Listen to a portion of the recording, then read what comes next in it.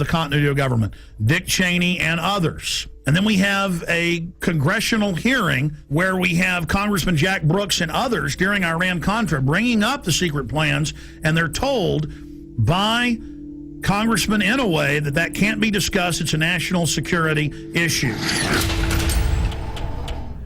In the 1980s, the concentration camp program got a big boost.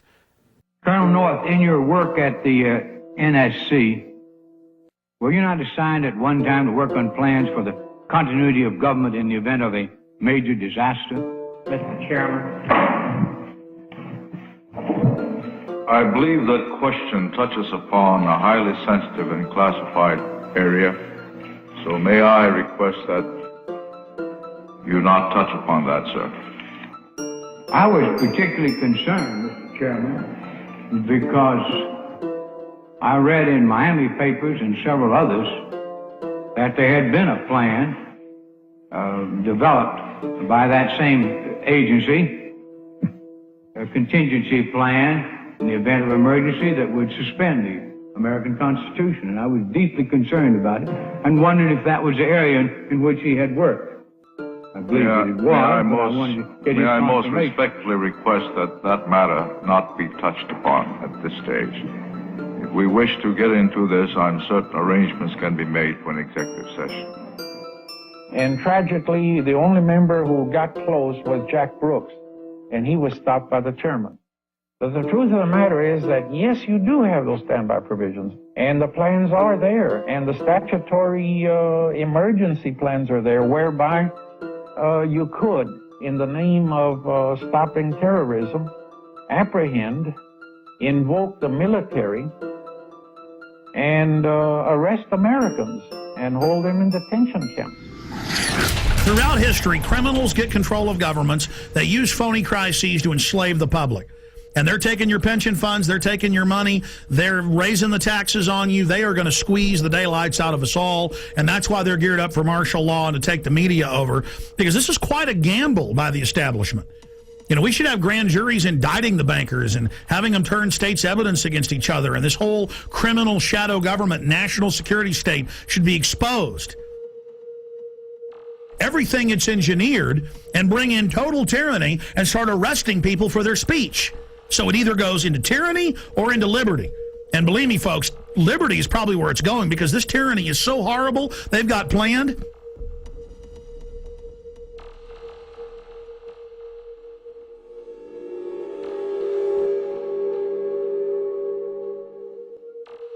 Let's go ahead and go to Congressman a year and a half ago on the Homeland Security Board wanting to know about PDD 51. Now, this fight went on for a year.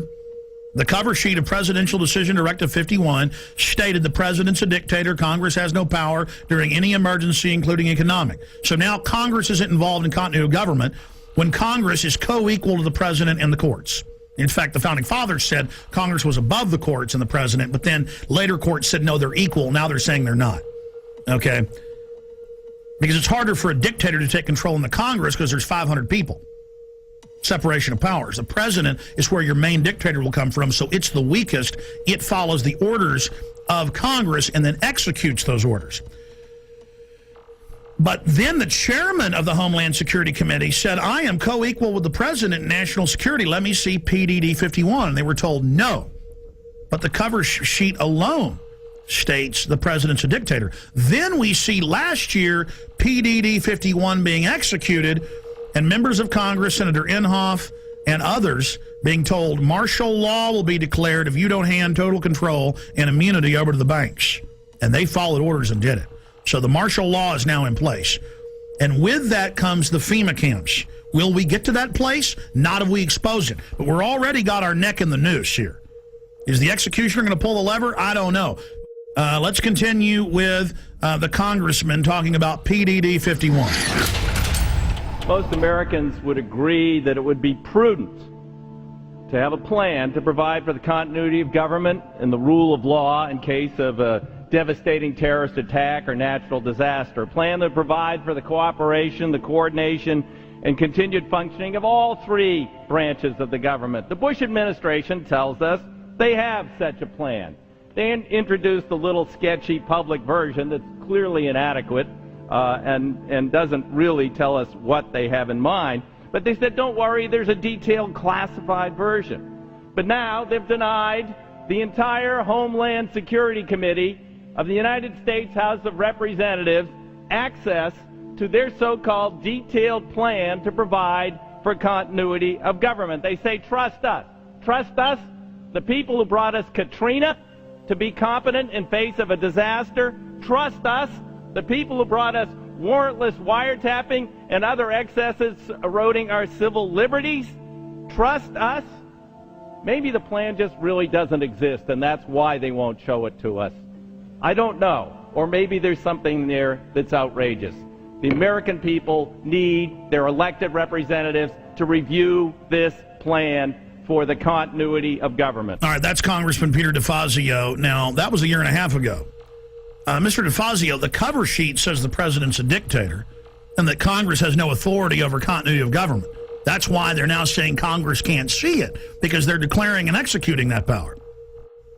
Now, we fast forward a year plus to October 3rd, and here is Congressman Sherman, who we interviewed here on air, other congressmen we interviewed, and Senator Inhofe, saying they marched in and told them martial law will be declared if you don't do this. So we go from the 80s to where don't talk about the martial law plans and the FEMA camps. If you want to know about that, you can know about it in executive session, Congressman Jack Brooks, to, oh, Congress, you're not allowed to see the plans now. To Congress, do what we say, we're under martial law. The only way they can pass this bill is by creating and sustaining a panic atmosphere. That atmosphere is not justified. Many of us were told in private conversations that if we voted against this bill on Monday, that the sky would fall, the market would drop 2,000 or 3,000 points the first day, another couple thousand the second day, and a few members were even told that there would be martial law in America if we voted no. That's what I call fear-mongering. So we have the congressman on with us. We only have him for 5 minutes, 6 minutes. Congressman Brad Sherman, thank you for coming on, sir. Good to be with you. You know, Wall Street used these panic tactics to get us to pass this $700 billion, well, what the bill really is $700 billion in unmarked bills. They said the market would drop by 4,000 points, blood would flow in the streets, and lions would be devouring children in the parks of Los Angeles. Now that the bill is passed, our economy is still going to be very bad. The bailout money so far has been set aside to buy shares in banks, $250 billion, $40 billion to AIG, and $60 billion yet to be committed, leaving the remaining $350 billion for future use. We've got to do everything we can to focus people's attention on this bill as it's carried out, because it allows Paulson to go up to Wall Street. He can give money to one firm. He cannot return phone calls from another firm. He can he can, if he wants, finds out which firms are donating to the 527 organizations, which take secret contributions and then make political advertising. He can look at the RNC donor list.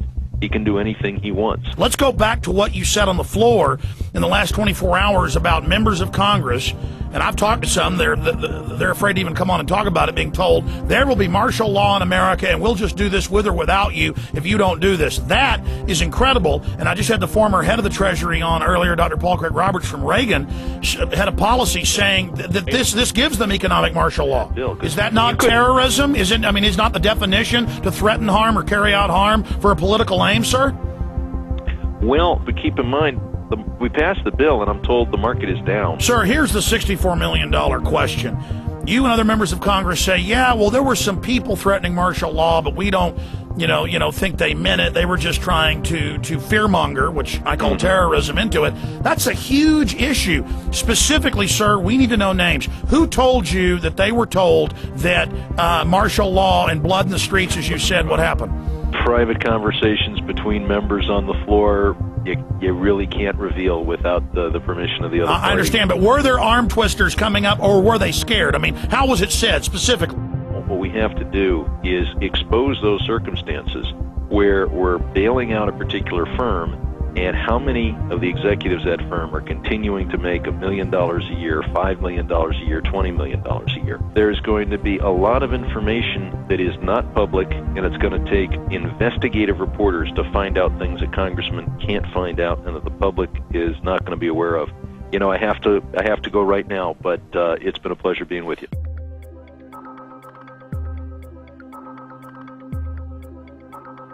Somebody in D.C. was feeding you guys quite a story prior to the bailout, a story that if we didn't do this, we were going to see something on the scale of the Depression. There were people that were talking about, martial law being instituted, civil unrest, all this kind of stuff. Who was feeding you this information? That's Henry Paulson. We had a conference call early on. It was on a Friday, I think a week and a half before the vote on October 1st. So it would have been the middle, what was it, 19th of September, we had a conference call.